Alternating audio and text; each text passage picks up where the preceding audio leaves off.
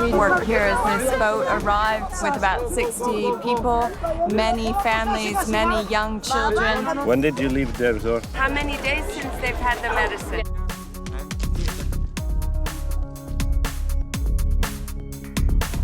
This is a rocket struck in Donetsk, and as you can see, in a populated area.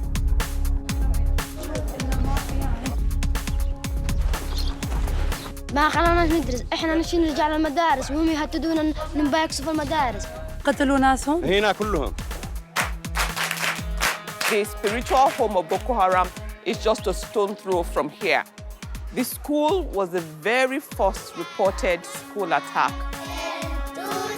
In Bangladesh, there is this perfect storm where natural disasters really fuel the cycle of child marriage. Pretty much every girl we spoke to said that their lives had been destroyed by marrying so young. These images were smuggled out of Syria by a military defector codenamed Caesar. They are said to be of some of the thousands who have died in government custody there. Human Rights Watch has now published a report called If the Dead Could Speak. العشرات عم يموتوا يوميا بفروع الأمن السوري وبأبشع الأساليب التعذيب بأبشع أساليب التعذيب. Can you tell how far away was the person who shot him? Very close. For years, paramilitaries and gangs in Buenaventura have been murdering people and burying them in hidden graves in different areas of the city. There are 30 people who are currently living in this institution, 29 of whom are chained.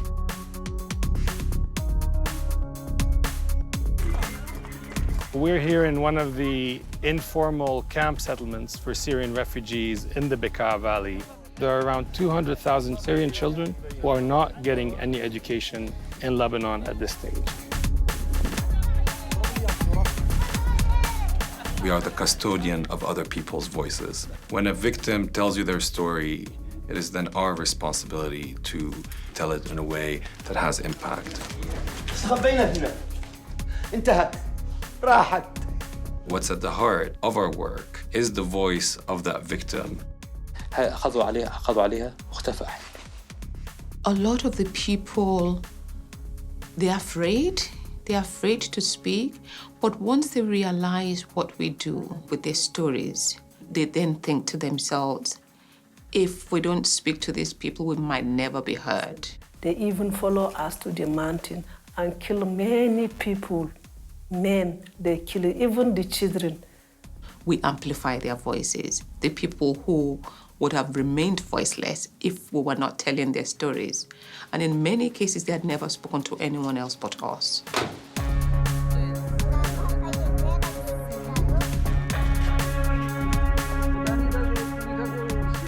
We interview dozens of people, very in-depth interviews.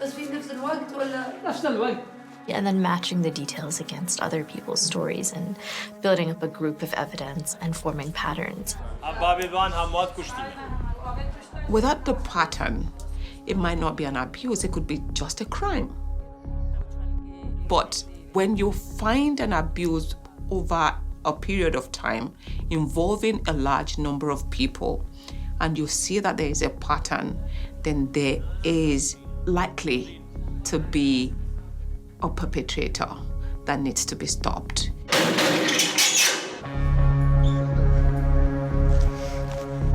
When I get to a site of a violation, I feel like I'm almost at a site of a crime scene. I'm trying to piece together what happened. We use all the tools that we have. We spend hours analyzing videos, photographs, satellite imagery. We have experts on staff who can look at a bomb remnant and tell you exactly what it was, how it works. We've counted about a dozen grad rocket impacts so far. They're difficult, if not impossible, to target precisely. So the moment you start shooting them into a residential area, you're going to have civilian casualties. When you're trying to prevent violations, time is of the essence. And so as a human rights organization, we have to bring out information in real time. Human Rights Watch teams traveled to many areas in northern Yemen and met with victims. We have found evidence that ground-launched cluster munition rockets have been used in attacks against at least 7 locations in northern Yemen. A report from Human Rights Watch paints an even more startling picture. It found that an ongoing water crisis led to 133 advisories being put in place across 89 First Nations reserves, and it's creating major health concerns. Our whole life we have been under a boil water advisory. First Nations actually don't have the same safe drinking water protections on reserve that Canadians have off reserve. They actually live under a different legal regime. Tussen juli en september hebben 413.800 mensen asiel aangevraagd in Europa. They literally are fleeing for their lives and they're fleeing from horrific abuses. Rather than force refugees to risk their lives at sea to get to Europe, create an orderly process that enables Europe to regain control of the borders, screen out the would-be terrorists, screen out the would-be economic migrants, share the burden of the refugees as they're found to be legitimate refugees. Living in chains, thousands of Indonesia's mentally ill kept shackled, some in filthy cells, many for years on end. A shocking new report says it's an all too common practice. They said it was like living in hell. Tonight we give a voice to the hundreds of women and girls abducted in Nigeria by the militant group Boko Haram. Their ordeal has been brought to light in a shocking new report by Human Rights Watch. Many stolen from their homes right in the presence of their parents. Human Rights Watch releases a new report backing up evidence of systematic torture and killings by the Assad regime. We know exactly that these people died in government detention. We know who detained them, and we actually know the bureaucracy of death that was set up. There is nothing more powerful than bringing researchers to policymakers. They are able to bring the humanity of this crisis back to people in positions of power. You have to hear the stories of Syria's victims. Stories of people who describe living in constant fear of the skies and who wish for bad weather to ward off the helicopters.